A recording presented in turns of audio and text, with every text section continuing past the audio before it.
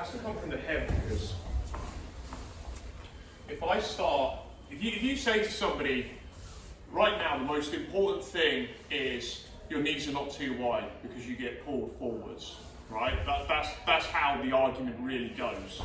So they'll say, the knees need to be pinched. Nothing wrong with that, I think that's correct.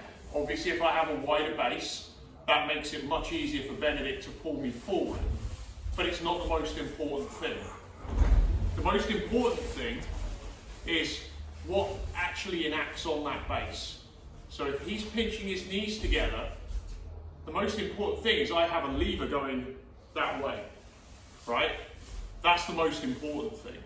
Because I'm assuming he's going to pull. Obviously he could get up, and I can put my hands in place and whatever to float, just to give me a... But the most important thing is that he starts pulling, I can put my knees wide, but if I circle my head back, I'll pull. So it's not the most important thing. Most important thing to begin with is I'm stopping that pull by using a lever here. So my head is coming back. So that's a counterbalance against the pull. That's more important than the knees. And now the knees can come in anyway. But that's what I want people to think about starting with, is pushing through the back of their head in a curve. Because it forms that shape against it. Yeah. So each bit that I move, so instead of the idea of it going from my knees to my hips, to my shoulders, to my chin, to my ears, whatever, however you want it. It's really the other way. That's the most important thing. Because that lever, by me moving my head back as well, as I move back, it actually makes it protects this space here, which is what gives me the height. So just do it again for me.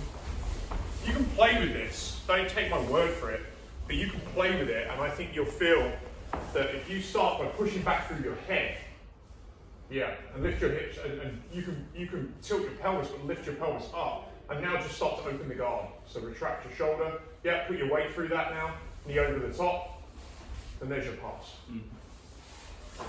So I think the most important thing is that. I'm not saying these other things are not important, but the base isn't, your base is going to be there.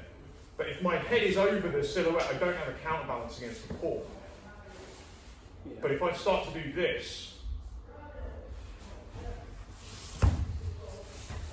especially if you're rolling against someone with lots of energy. Yeah. Sometimes they'll just pull you back like a rag doll, basically. It's very annoying. So it comes from your head. Your head counterbalances to push your hips forwards whilst not arching your spine. So back of the head. And now retract your shoulder. Knee over the top. I thought you got more weight in it as well, but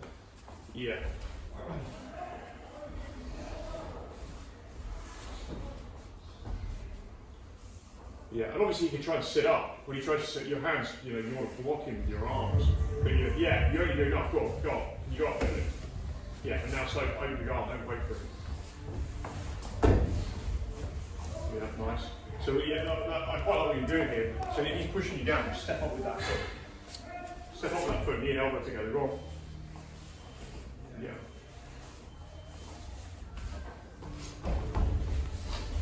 But I liked what you did, that you made him shoulder roll. If you did that again, you make him shoulder roll, and then you don't let him step. You're going to push your leg down on the end of his knee, make him put his leg back down, and keep him in a shoulder roll. Let's do it all again. So bring, yes. That's the difference. But that's what you need to do. Push through the back of the head.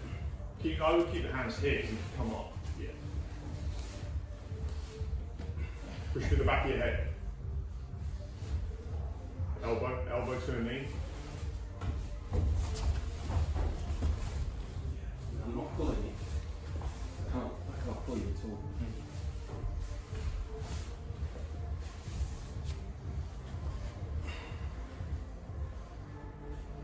Shape's good. So now you can't let him close that space now, Freddie. You've got to get that leg open before he comes up.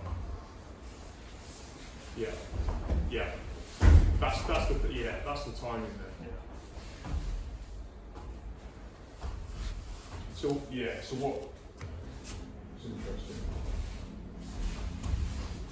So what I would do here is I'll push that down and lift the other one up. Yeah, try and bump it.